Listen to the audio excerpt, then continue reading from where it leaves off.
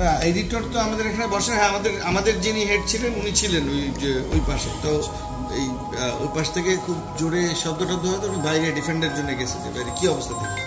Meanwhile সবাই 60-70 জন মিলে, 60-70 জন হবে।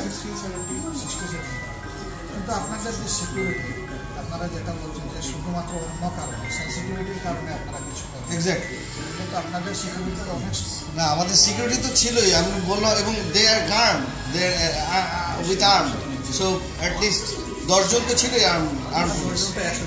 তো ওরা যদি বলা হইতো তাহলে দেখেন মানে ওপেন দ্য ওয়েপন, কিন্তু আমরা তো এটা বলতে পারি না, বিকজ এটা আসলে কারা, তার মোটিভ কি।